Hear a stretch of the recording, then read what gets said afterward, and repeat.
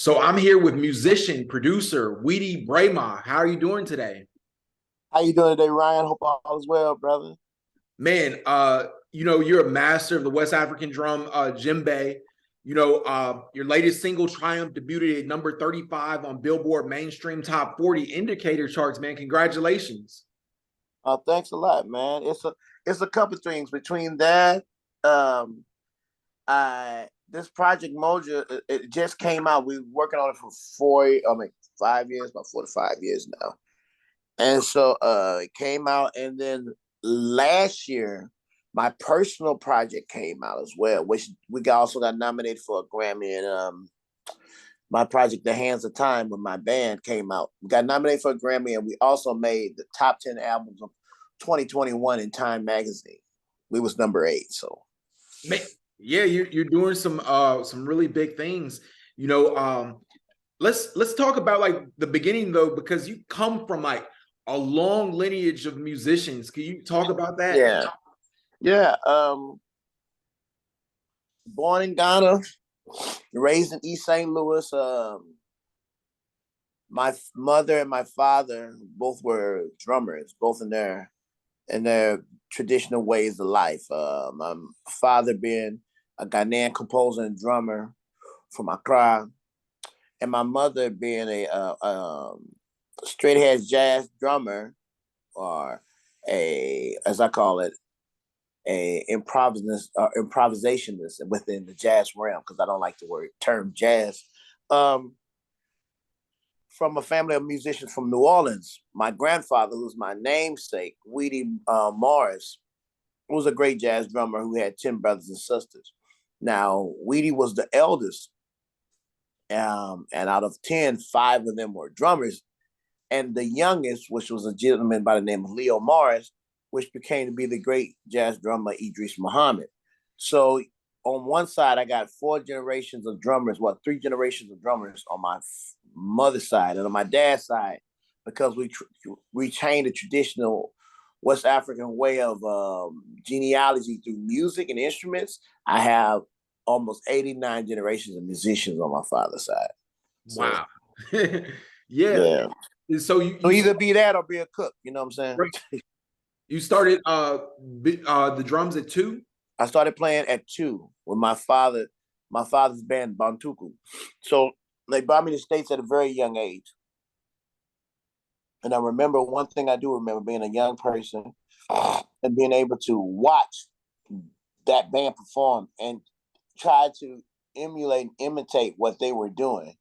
And as a child, one thing I do know that, you really don't know what in the world that you're doing. You just, try to follow and see what they're doing.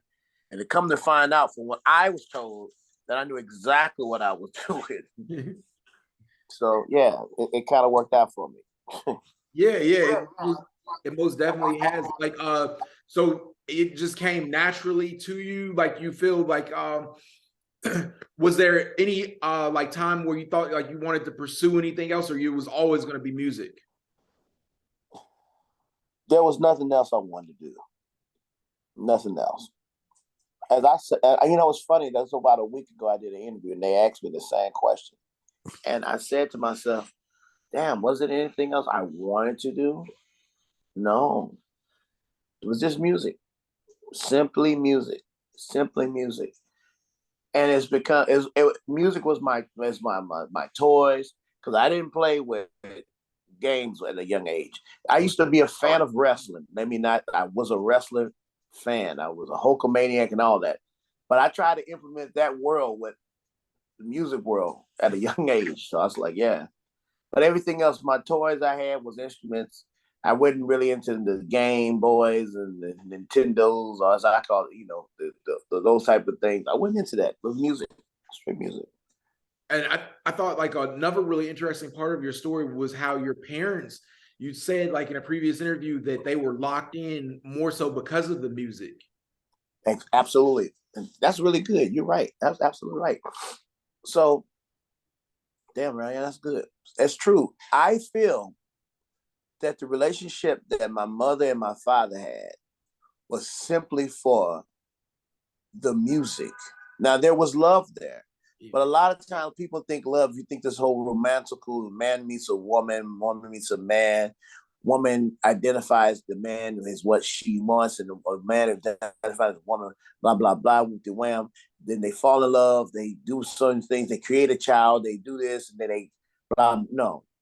When both entities are music lovers and they were passed down from generation to generation, the emotional intent of what love is really different than the average person. And for that, when you create something, when your chi, everything that you eat, drink, and consume is music. And then when you create somebody, that from what you create is what you are. And so I could have easily ran away from music, but because something so emotionally strong was in that creation, and I'm not just talking physically or sexually, I'm talking about emotionally. I'm talking about that emotion was brought to a child. And so everything I heard when I was in the womb was music. And then when I came out, it's the same thing in African tradition, right? Let's say the child is from the conception, was created by two artists. And in the womb, that child hears, feeds, drinks, eats nothing but what that mother has in them. And that's from the art, that's from the food, that's from the drink, that's from listening to the conversations, and all that child ingests that. When that child comes out in traditional African and ways of life, when the child comes, the first thing that child hears when it's out of the womb is clapping and singing from the midwives. By the second, 10 minutes later, the djembe players, djembe folders are at the door of the woman who just had the baby. And they honor the father at that point. Now, the first thing the child heard after being in the womb, but from they first coming out, is music. So once that baby comes out, now 10 days later, in traditional African ways of life, we watch the characteristics. Why are we watching the characteristics, Ryan? We have to name the baby. So for 10 days, we don't know what the baby is doing. We can't just call it, oh, the baby's going to be, unless it's the firstborn, there's a certain way they name the baby. Now, if not, they still wait 10 days to even announce that baby's name, even if they know it. But in traditional way, they wait to 10 days to look at the characteristics of what this baby does. The baby cries a lot, and the baby had big eyes, or the baby laughed a lot. All these type of things, they watch the characteristics to find out what this baby's name will be. And then after those 10 days, what you think happens? They have the naming ceremony. They have the naming ceremony. What's at the naming ceremony? Musicians, dance. So when that happens, the baby hears drums again. Now, because the baby is a musician, so the baby's father and mother, mother's father are artists. The baby from every day is at every situation, every naming ceremony, every wedding, every Sinekela, every Dala Malon, everything that deals with the fishermen, the waters, the harvest, etc. Blah blah blah. The baby is there. So in the back of the mama, doing the same thing and listening to the same thing. So yeah, that's what I believe when you talk about the mother and the father. And for me, when I talk about my mom and my father, I think it was music that brought them together. It was music that made them fall in love. It was the music that made them create me. So yeah.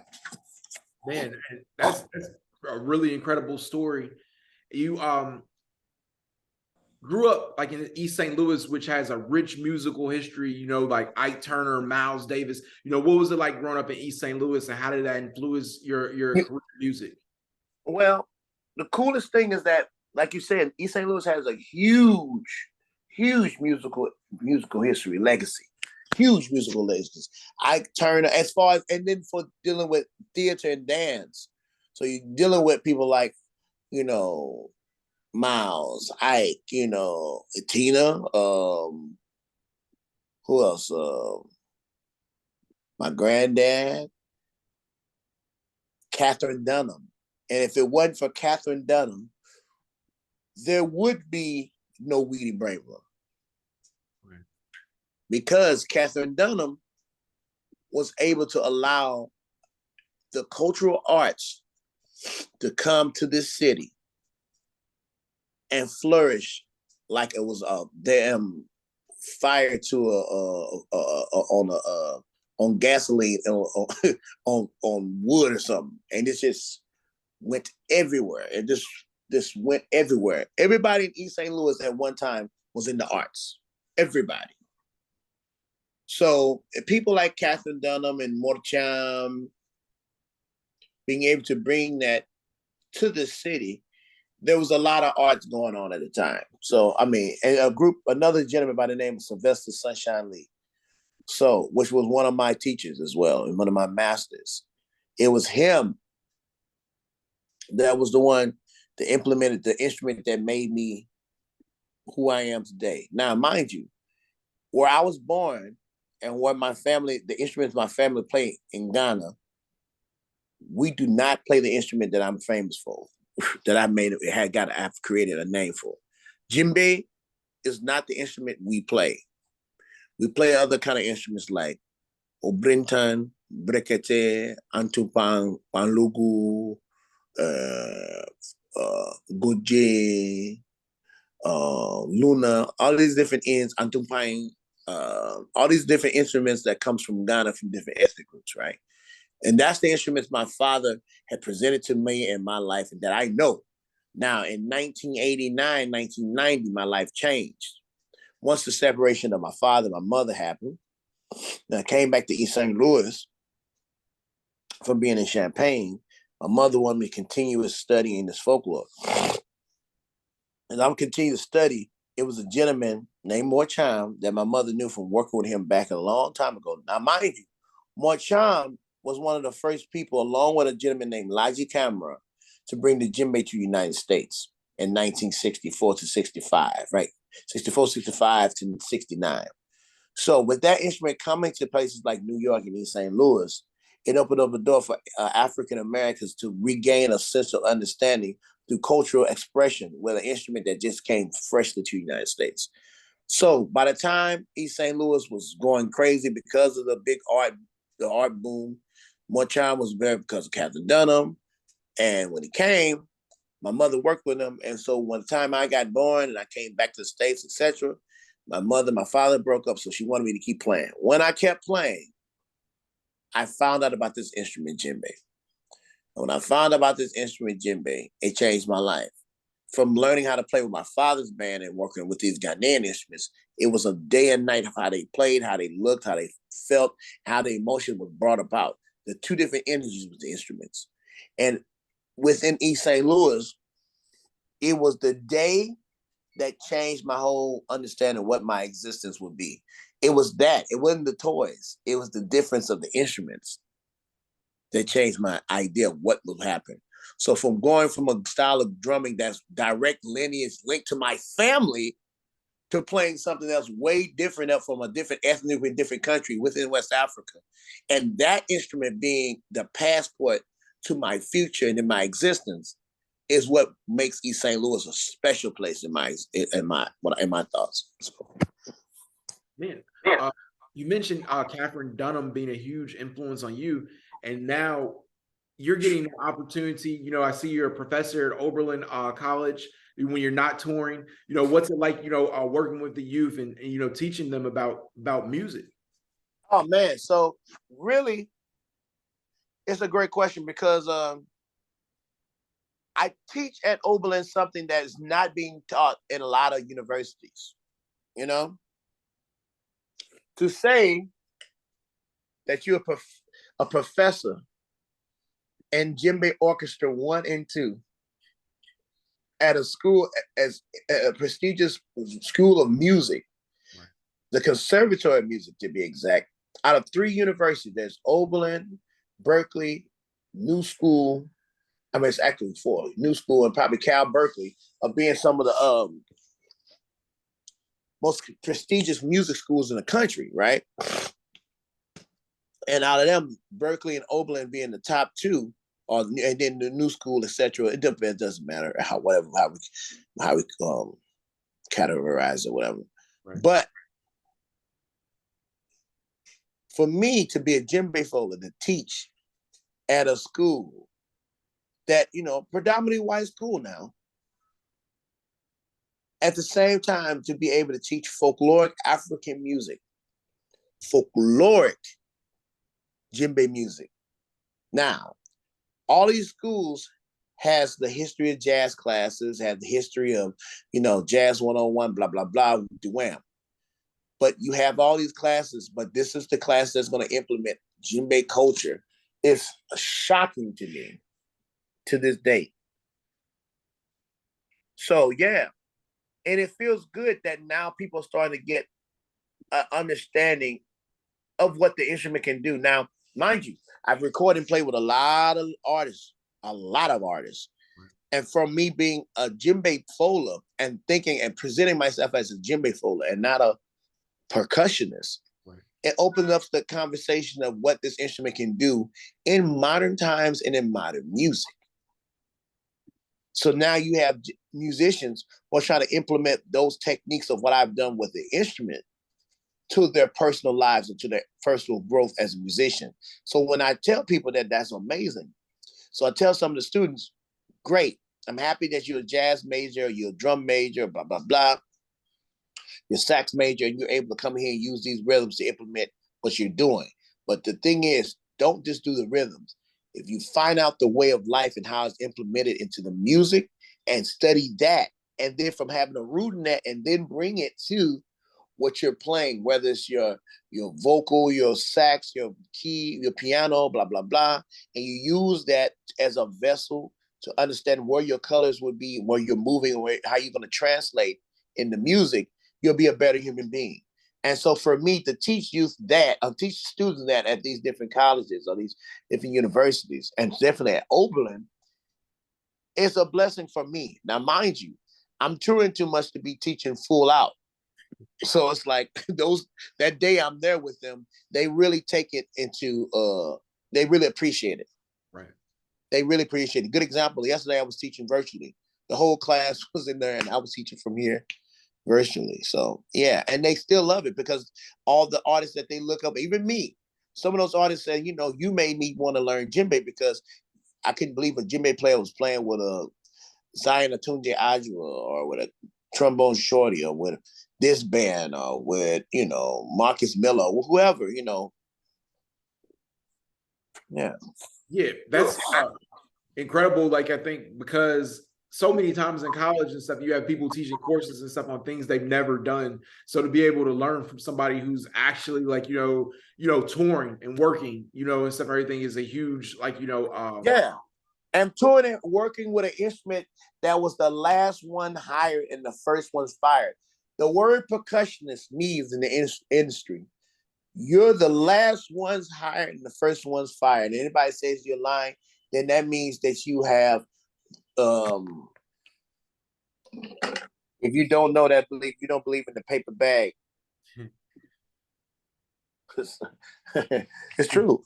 I mean, you talk to any legendary quote unquote percussionist in this field, whether it's Bill Summers, whether it's Mayungo Jackson, whether it's rest in peace, Doc Gibbs. The list goes on. Hell, Sheila E., Giovanni Hidalgo. You would ask anybody, majority of people of color that play these instruments, they will tell you we were the last ones hired, the first ones fired. And the vernacular that we use for the instrumentation is subject to be something that you wouldn't think, oh, okay, yeah. Well, you have your congas, you have your this, you have your that, you have your toys for you. I'm like, look, first of all, I'm a grown man. I don't play toys. I have accessory instruments. Now, with all that to be said, I believe that vernacular is very important when explaining what your job is in the criteria of what you're doing in the music. For example, I don't use the word percussionist because I'm not known and no one knows me and they watch any video of me playing but two instruments, congas or djembe. And majority of the time you'll see me playing the djembe drum, right? Which is, like I say, my passport. Now, if you see a legendary jazz pianist, a legendary jazz drummer, or then a percussionist, you heard what I just did and what I just said? A legendary jazz pianist, drummer, and then percussionist. But in actuality, when you look at Webster Dictionary, every one of them instruments are in the percussion family. So why is it that we're not calling on percussion the great whoever, Robert Glasper, on percussion, the great Chris Dave, and on percussion, whoever, Bill Summers. If I was to call the other two musicians percussionists, they would be mad. Okay. And they would say, you're a percussionist. I play piano. But in actuality, you are a pianist. So, I mean, a percussionist. So I tell people this, in order to understand understand what we identify, because we're in the year of identifying who we are. If we don't identify, people will fall offense to it, correct? We have pronouns, we have all these different things. So I identify as a Djembe Fola and not a percussionist, because that's what I am. And because I play the instrument and I push what the value of the instrument is, I value that those words and terms will be used to identify who I am as a musician, right? So I identify myself as Djembe Fola, because there's no way that a European narrative, a European vernacular can define an African narrative. Ever. Yeah, you make a great point and stuff, everything. And I've read other interviews where you talked about how, it was a time when the drum wasn't segregated, and this is kind of like mostly like a Western. That's exactly. Thank you. You really did you did some research, brother. You did some research, because that's exactly what I talk about. The segregation of drummers in this business. It's a difference. It's different because guess what's happening? The drummers are learning what I'm doing can benefit them 100%. And guess what? The people that play the instrument I play, 9 times out of 10 play drum set, or they understand the vernacular of the drum set and the rudimental world. Now, those drummers cannot speak my language, what then makes it hard for them to comprehend what I'm doing. But because I know their language, because we're in the West, and in order for me to eat at a time, I had to confide to that. So I had to if I had to play groove music and just play and follow them. When now in actuality, the tables have turned in improvisational music and fusion. Now the world is placed to the point where I am moving within the music and we're all talking to each other as one accord, and no longer is, you know what I'm saying? So that's what it is. It's turning from how people in the East look at drumming, then in the West, people look at drumming. And I use that to say, is it a bad thing? No, I understand that, because you got to realize the drum, number one, is fresh to the African American in America. It's fresh. You got to realize there are laws to this day that say if you play a drum, you will be hung and killed by the state of Virginia or Missouri. There are laws saying that. So within the past 400 years behind of the abolishment of slavery, the drum was stricken, for the exception of places like Congo Square in Philadelphia and Liberty Center. Drums were stricken. So I understand that when you created a certain pedagogy, a way of life with an instrument made here, that there's a certain law behind it. Now, that didn't happen in places like Cuba. That didn't happen in Brazil. That didn't happen in Haiti. That didn't happen in Jamaica. That didn't happen in Trinidad. So their understanding of what the drum is in China, the everyday music is integral. For the only place in America that the drum was allowed was New Orleans. So that's why the culture is a little bit different there, where you can still see Africa. Now, what enslaved Africans did with the music and drums in America is different. And you can see it in gospel, you can see it in funk, you can see it in hip hop, you can see it in all these different things. But you also can see the integral part of how the drum moves the people. But with that, the mentality of having an instrument that also moves spirit was the key factor of how these things were changing. Hence, that's why when you meet people who have kindred spirits, they understand those type of pedagogies and voices, that they're able to talk to each other in the same narrative, whether they speak 2 different languages, but they speak the same vocal narrative with their instrument, dealing with drums. So for me, when I play with anybody, like whatever who I can name, you think about it, whether on the straight ahead tip or the fusion or hip hop tip dealing with drums. I'm not coming from the space of I'm just going to play something that I know they don't understand, because I know in playing that the vernacular that they speak, I know what they speak, and they're listening to me now. Now they're listening to, because now the instrument has its voice in modern music. But when before, if able to verbalize musically, dealing with drums, how to speak is also know how to listen. And a lot of times when you're playing in the West, our job of being the last ones hired and first ones fired, the drummers didn't want to listen because it wasn't important. What they would do was, to the point where they would play, and right after the drum solo, they would say, drop it, break it down for the percussionists to go, instead of having a dialogue between two drummers. Do you understand what I'm saying?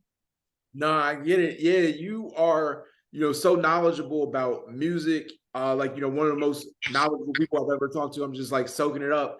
And like one of the cool things is that Moja, Music Saja, is launching Moja Did You Know? And it's like factoids on Instagram, Facebook, and social media platforms, through these short educational and entertaining facts. And I was wondering if you could give us like a quick entertaining fact about African music that people don't know generally.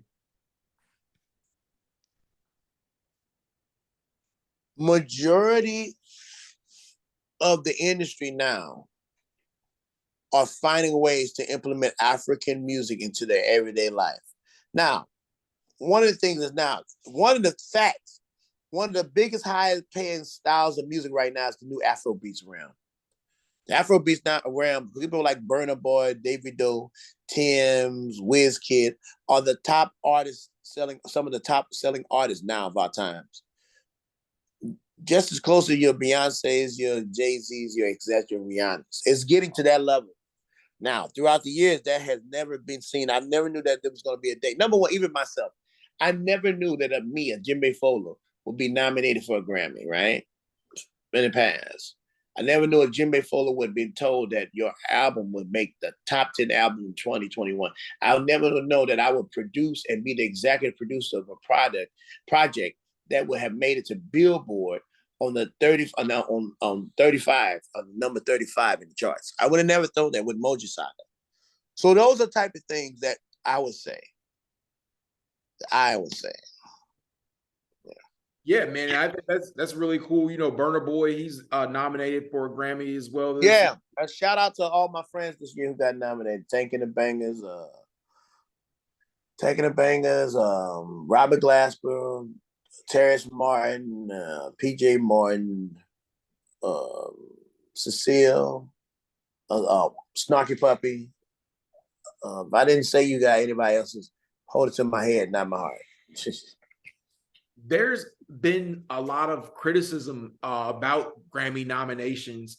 People believe that the Recording Academy is out of touch, that they use artists, especially the high profile artists, and people will get nominated and stuff and everything who didn't will end up winning, who didn't have necessarily the impact. How do you feel about that? I will say this. I would say like my mother told me, just because you didn't buy name brand shoes does not mean that your feet can't walk on the same ground everybody else walks on. Yeah. Yeah. So, or I can say, in the land of cars, be content with your bike because maybe that's your destiny. Right. So, yeah, I'm saying that to say, coming from a person who's been nominated before and not winning, is that the greatest albums of our time has never been nominated for a Grammy. Yeah. Yeah, that's 100% true. Some of the most legendary albums of our time. Yep. Got it. Got it. I believe and so what do you? But the thing is, do we say, "Oh man, I didn't get it. I'm not. I'll never make it." It's about preservation of how you want to continue to maintain a way of life for your people and your children. That's all it is. Okay. So Some people, some artists eat for Grammys. Even myself, I wanted it. Then I got nominated with different projects and my friends. Like, good example, a band I've worked with, Bocante got nominated the same year as my brother, Mr. Zion Atunde Ajwa. Same year, and I was happy. Like, yeah, but we didn't get it. And the next year, my brother got nominated on a project we did together. We didn't get it. Excuse me. Then my album got nominated bass jazz soloist along with my brother, Mr. Zion Atunde Ajwa again. We didn't get it. So I was like, okay. I felt but then I got the Time magazine thing. Then I said, wow. So it's all about perspective. Are you trying to make history? Or are you just trying to get something so you can say, I got the golden gramophone? Is it good to have? Anytime you get something that acknowledges your achievements, it's great. It's great. But do I need it to know that someone acknowledged my achievement? No, because the people acknowledge it. The people say to you at your shows, you changed my life. I don't know who does that.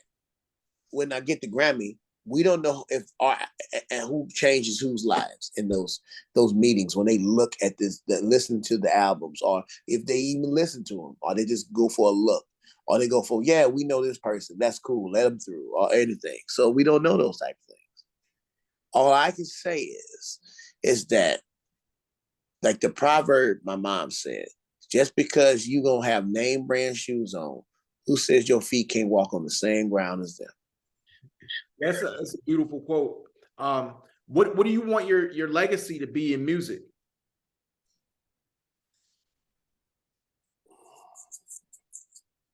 That I was able to take this instrument, djembe, and it had and make the future djembe folders be able to have work and become superstars in their instrument.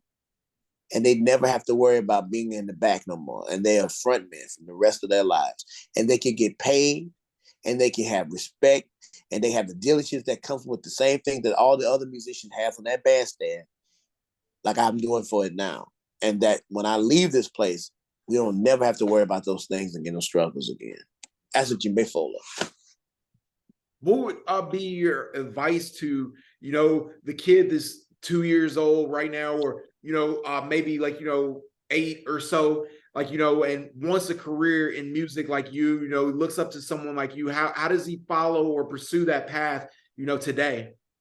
Enjoy your life, study with all the teachers you can to have the knowledge, and be able to be free with your thinking and your process of creating with an instrument that you know that you're not gonna. Well, now things are changing. I'm praying soon that kids can get scholarships to colleges and university as djembe folders for music. I love that, not as a percussionist, but as a djembe folder. My dream is that. And I pray that those young children can continuously live their lives being free and keeping their tradition alive, and be able to expound and protect and promote that and be able to know that when people like me are around, that I'm fighting for them in this struggle for them to do that. And so I will tell them to be free and then take that instrument and listen to all these different genres of music, aside folkloric music, West African djembe music, and to find their way in that music and see how you are able to speak and learn the narratives of every other genre that everybody on that stage is doing, and implement your voice in it. That's what I would tell them. But just be free musically. Man, great advice. What's next in your career? My next album. Next is the next album. And more now is getting Weedie more together. A true transformation in my spirit, mind, body. That's where I'm at. Man, we'll end it like that. Thank you so much for taking the time. I really enjoyed speaking with you. Ryan, it was an honor, brother. Definitely.